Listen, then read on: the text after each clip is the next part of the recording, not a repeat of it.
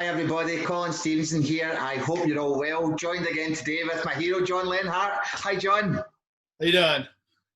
Today we are going to be talking about intangible drivers. Now John and I have been talking about this for the last while now, and how our intangible drivers are our uniqueness and nothing to do with a personality test, persona, mask, anything that we hide behind.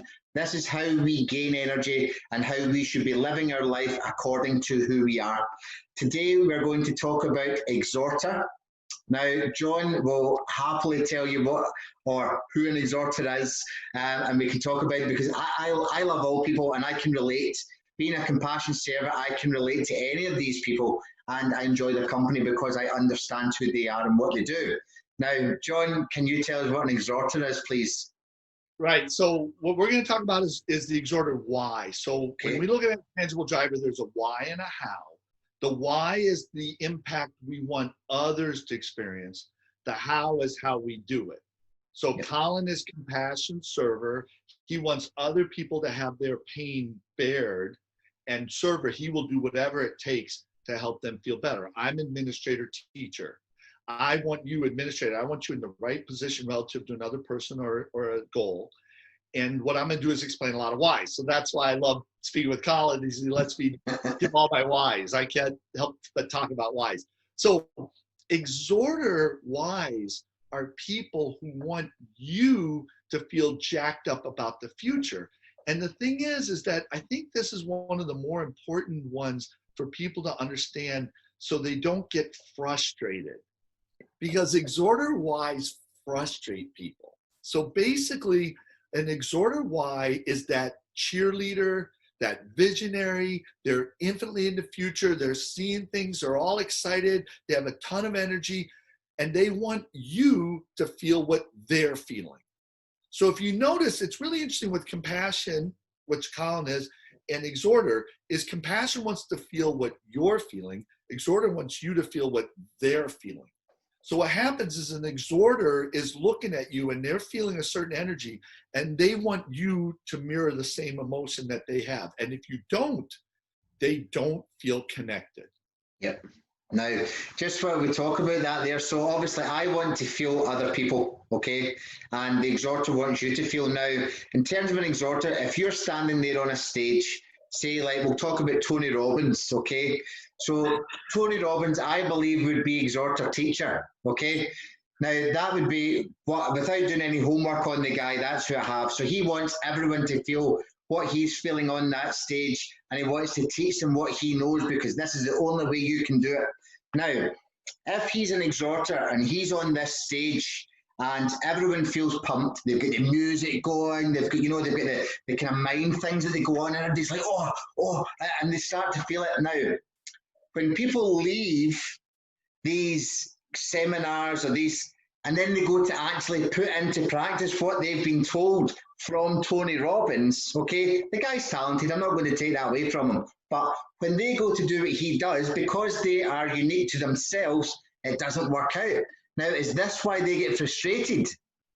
Yes, except who does it work out for? Themselves. Exhorter teachers. Yeah. So then we go on LinkedIn and guess what? Who all the executive coaches are on LinkedIn? Yeah, exhorter teachers. Oh my goodness. When you understand, eventually when we talk about teacher how, when you look at these executive coaches, personal coaches, you're going to go, and you might even say they're all like Tony Robbins. They're executive, they're exhorter teacher. They want you jacked up, and they're going to give you they're going to teach, and commentate, and talk all the time. They're going to do all the talking, and they find it hard to let you do the talking, but they're going to try, but they're going to do all the talking, and they want you to feel what they're feeling. And all performers are exhorters, okay? So like Kanye West is exhorter perceiver, okay? But all of these performers, Taylor Swift is exhorter perceiver. They're all exhorters, and the reason why is they get high when there's 1,000 people mirroring the same emotion they're mirroring. They get high. So one of the things Jonathan does, who's compassion server like you, when we go into a classroom, one of the ways we find exhorters is we play this game. We basically say, hey, everybody look at me and make the face I'm making. And Jonathan will go like this. And the kids will do this except for the exhorter will go. And then Jonathan will go, make this face. And the exhorter will go. And it's like, okay, the exhorter's like, I don't want to feel what you're feeling. You need to feel what I'm feeling. So what Jonathan will do is he'll look and say, oh, Ted's the exhorter. And he'll go, okay, now Ted. And he'll pop his head up. We want everybody to make the face Ted is making. And the kid goes like this, and all the kids make the face, and then he goes like this, and the kids make the face, and he goes, and they all make the face, and he starts laughing. Like he's high. You look at the kid, and you're like, did someone slip him a pill? His brain is firing, and he is just high. It's like everybody's making the same face I'm making, and I don't know why, but my brain is high. And that's one of the big differences. So on the scale of intangible drivers, we have the perceiver, who is only interested in the fact. They want you to be aware of something. They don't care about the emotion at all. The exhorter, they care about the emotion. They don't care about the fact. What they're doing is they're reading your emotion as to the connection. And so they get accused of exaggerating, or they get accused of lying.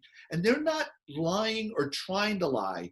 Yep. What they're doing is they're looking for this emotion. So they say something to you. And so one of the first ways you can see an exhorter is if they start getting desperate for you to get emotion, they start ramping up. You watch some of these videos, you go, I'm so excited. I'm really excited. And it's like, what is going on? And they're going, you're not feeling what they're feeling.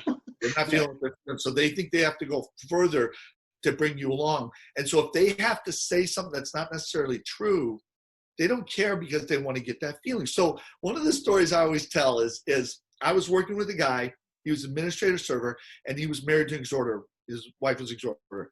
And he said to me, she says I don't listen to her. I said, you've probably written down everything she said, repeated it back to her, and she said, no, you didn't hear me. And he goes, how'd you know? I go, exhorters. I said, here's the thing. Your wife, let's say she said 3 things and it's ABC. What she's saying is ABC. And you're going, ABC. And she's like, you don't get it. You didn't hear me. Because it's not the fact, I said, try this. Next time she says ABC, look at her and go, XYZ. Like say the wrong information, but say it with the same emotion. Yep. It works, okay? I tell that story to a group of teachers. I had a teacher who was married to an exhorter go, this doesn't work. The next week when she came back for the class, she goes, well, she says, I went home to try to prove John wrong. I got home, my husband goes, ABC, and I went, XYZ, and he goes, yeah, you get it? She's like, this is ridiculous. Exhorters, they are not listening at the information. They are completely vibing your emotion. And if you don't show the same emotion, they're out on you. Yeah, I love that. And this is why when we'll go back to my Tony Robbins thing, because I went to one of these seminars, not for self-help, because I need to feel to understand, and I can't talk about something if I don't understand it. So I went to one of these to find out what people do. And it was I think it was the pre-course or the pre-seminar. So you go with these other people who do Scientology, they do all this other stuff. And what they do is they get you started with the music, then they get you clapping, then you get you standing up with your hand in your head, then you get you to sit back down and shout and do. And I'm like, wow, I didn't do any of these things, right? and I don't, not too bad. It's just because I saw what was going on and I was like, it's not going to benefit me, so there's no point. And I'm not a party pooper. I enjoy a laugh. But I sat and I watched the whole thing, and I was like, wow, this is absolutely amazing. And it was just the way everyone did this, but they've got you with the music. So we had like Justin Timberlake, Got the Feeling, right? It's a happy song. It gets the kind of happy feelings in your body. They start off with that. They run onto the stage, it's like big da-da, this big, and it's like, here they come. They're coming onto the stage. And then they're coming through it, it's like coming to a boxing match and they come on and like, hi, everybody, that's not good enough. Let me hear, And it was just like, whoa. And I was like, I can't believe this. This is mega. So the way that you talk about exhorter, I didn't know what an exhorter was until I met you. And now I can spot them a mile away and I'm like, wow, that's absolutely mega. So I did leave the seminar early on one of the early breaks. I didn't go back because it wasn't for me, but I can totally see why people would go to get. But because that, it does raise your vibration if you don't understand, if you allow yourself to be, I wouldn't say manipulated, but if you allow yourself to be giving yourself away to doing what everyone else is doing, it's obviously going to do something, you know. But I like to watch. Right. The thing is that the reason why I think this is important in business, a lot of executives are exhorter server. That's a lot of executives are exhorters and helping, dealing with them. When you go online, whether it's Facebook or LinkedIn, the exhorters are the ones who are always showing the videos of them dancing. Like the exhorter, plays the music and they dance or they sing. They're performers. Like, hey, look at this video where I'm singing or dancing. Feel what I'm feeling. And so they put that out there and they want to have a bunch of people go, I'm feeling it too, and then everybody's like, oh, I'm feeling it. And so that's what they're looking for. The other thing about exhorters, and again, remember I said perceivers, exhorters. One of the things we're going to find out perceivers is every comedian, every professional comedian is a perceiver. And we'll talk about that when they are truly funny people. And I've said this earlier, compassion server, which means you can become compassion perceiver. So Colin, when you do a one-liner and you're funny, you're compassion perceiver, okay? Exhorters are the people who think they're funny, and they are not. They are not funny, but they think they are. So if you think about when people go, I'm always trying to figure out if someone's an exhorter, I go, does that person, are they funny? And they go, do they think they're funny? Oh yeah. I go, exhorters think they're hilarious, okay?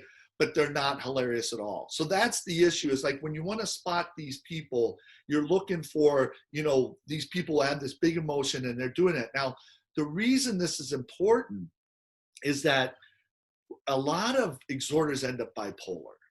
Yeah. Okay, later in life. And the reason is kind of how they go about running their brain. And so when you think about this, the thing is you got to feel what they're feeling. And the problem is that they don't know how to get that big emotion. So let's go back to the compassion. We talked about you have natural empathy. What happens is somebody falls down and they experience a -7. I see that and I experience a -7. You see it and you also experience a -7 from something that happened in your life. Now it's a -14. Anything over a -10 is you're going to cry. So you naturally feel that and you naturally cry. That's how that works. Exhorter, they want to be jacked up. So an exhorter wants to get over +10. So here's what they do. They are walking around at +7. And now you'll see this in the videos a lot. Let's say I'm an exhorter. I'm at +7. I think if I can get you at a +7 about me, I'll get to +14. So I'll be like, Colin, I just had the most amazing session with a trainee, with a customer. It was amazing. It just blew my mind. It was awesome. It was amazing. And you're not making a +7 face. No. In fact, you're kind of making a -2 face. You're kind of doing okay, +7 and -2 is +5. I was at +7 trying to get to +11, over +10. Now I'm at +5. If I keep talking to you, I might get to 0. I need to get away. So now I come at you to get to +11. You're taking me +5. I run away from you. I isolate. Yeah. I got to hold this good feeling. I had a +7. Now it's a +5. How do I hold this? How do I hold this? Well, here's the problem. I can never make this bigger. What we learned about storytelling, I can't make this bigger without interacting with you. So now here's the bipolar thing. I come at you, I run away. I come at you, and my body chemistry is just all over the place. And the problem is how is an exhorter get to the over +10? It's to get somebody else excited about their life. Yep. If I can get you, Colin, excited about your life to a +7, then I will feel that +7 and my +7, and I'll be at +14. One of the questions I always ask an exhorter is, when's the last time you were jacked out of your mind? And the answer is always when they helped somebody else. Yep. And then I say, Your brain works by you getting someone else jacked about their life. Why are you running around trying to get everybody jacked about your life? And that's where the bipolar thing starts kicking in, is they start efforting more and more to get you with their life and parading. You talked about that. Yeah. Exhorters are paraders, and they are running their brain backwards. They're wrecking their chemistry. They're efforting themselves up to this magical mountain that can only happen when others are exhorted. And then they're frustrated with people, and then they start this, and they change their chemistry, and the next thing you know, they're manic and depressive. You gotta this. I don't want to talk to anybody. And that's how they end up bipolar. Now, just while you say that, that just triggers something within me. So an exhorter for me online would be the person that feels so great about this content, and they fire it out and they're so jacked up about it, and they get 2 likes instead of the 500 that they expected, and they take it off again. So here's the thing. So you're hitting a really major point, and then go back to compassion. Okay, so here's what it looks like, and I'm gonna figure out how this. I love to do graphs, but to illustrate, I got to do it backwards for you. So here's what it looks like. When a compassion person is doing fine, they're doing fine. When they're doing fine, they're doing fine. When they're starting not to do fine, they're doing fine. Like a compassion person is not going to tell you they're not doing. I'm doing fine. Yeah. When a compassion person crashes, we talked about it. They halt you. You see this big emotion, and everybody goes, "Wait, you said you were a nice person. Now you're a mean person." These fit, okay? Exhorters. When the exhorter's doing fine, they're doing fine. When an exhorter starts to not do fine, they're doing twice as fine. So what they're doing is they're slipping, and their response to slipping is to jack themselves up. So if you see somebody who suddenly is doing a bunch of exclamation points, a bunch of capitals, 10 posts in a day, like they do 1 post a day, but today they're doing 10. The problem is we look at that person and go, wow, they're doing really well. They actually are not doing well. And then what happens is when they crash, it's nothing. Yeah. It's absolutely nothing. So I don't know, Colin, how familiar you are with American football, but there's a quarterback in the United States. His name is Cam Newton. He's exhorter server. He was the MVP a couple of years ago. When he scores a touchdown, he does this whole Superman reveal thing in the end zone, and he does this whole feel what I'm feeling, feel what I'm feeling, I'm feeling great. And then when they lose a game and he's at the interview stand, he's like, no, we just didn't do a good job. No, we just didn't do a good job.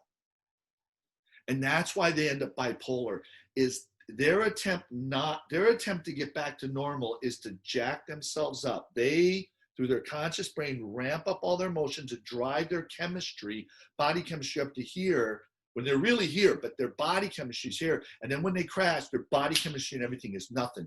And they look bipolar. They were here and now they're here. No, they were here.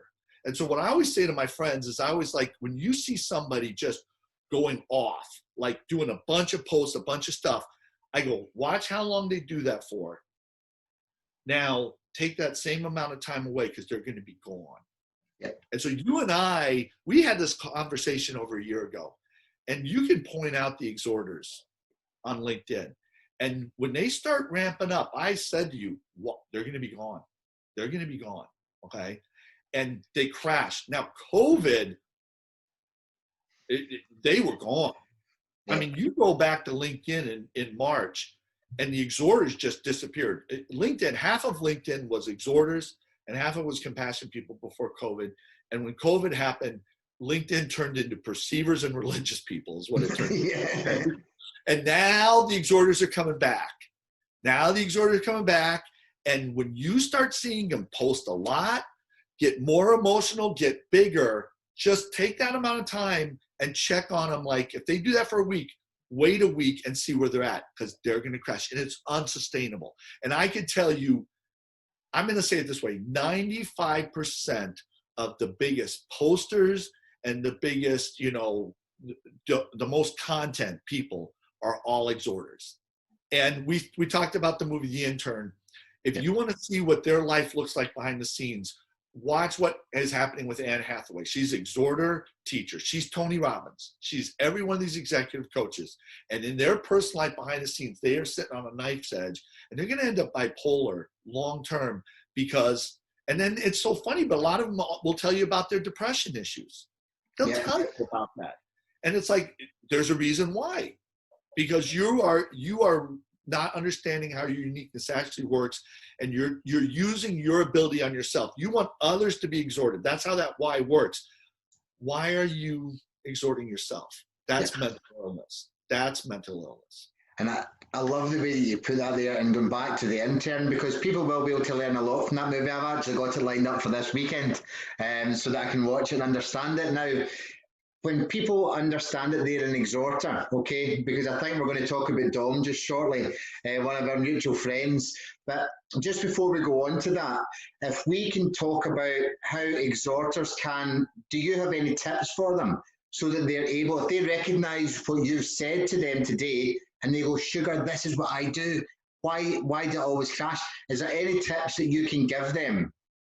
Okay, so I'm gonna give them a tip, and I'm gonna give you everybody a tip for dealing with a boss executive who's exhorter, because I'm telling you right now, I have taught how to deal with an executive exhorter to people who've been consultants for 35 years, and they're like, that makes all the sense. Okay, so if you're an exhorter, the thing is you want to go to a party every day. I mean, if you think about what the exhorters are, they are people who want to party every day. Yeah. And my friend Jonathan, you know, what he says, so I'm going to borrow from him. What he tells exhorters, the best advice he gives exhorters is, do you want to go to a party every day? Then become a party thrower. You can go to a party every day as an exhorter if you throw a party for other people. And when you see an exhorter, watch and see how much are they throwing a party for someone else and how much are they throwing a party for themselves. Because if they're throwing a party for themselves, they're going to have periods where they just suddenly disappear. I gotta take some time off of LinkedIn. Why? Because I've been throwing way too many parties for myself and I'm just crashing. Yeah. So if you're an exhorter, be a party thrower. You could go to a party every day. If you're dealing with an exhorter, we have these exhorter rules. Okay, so especially if you got a boss, an executive as an exhorter, here's the 3 things. Rule number 1, let them talk first.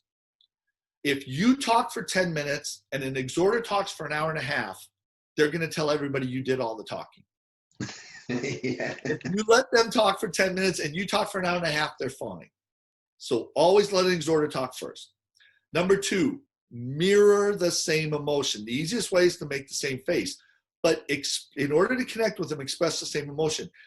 You don't want to express the emotion in the thing they're doing. Like when we teach these teachers, and all these people who teach EQ, okay, my first question is this kid's an exhorter and he is upset. He is really mad. How do you talk to him? If you talk to an exhorter calmly and logically, he will destroy the room. Now, what are you going to do? You're going to say the kid's got mental issues and you're going to get rid of him because you talked opposite of his uniqueness.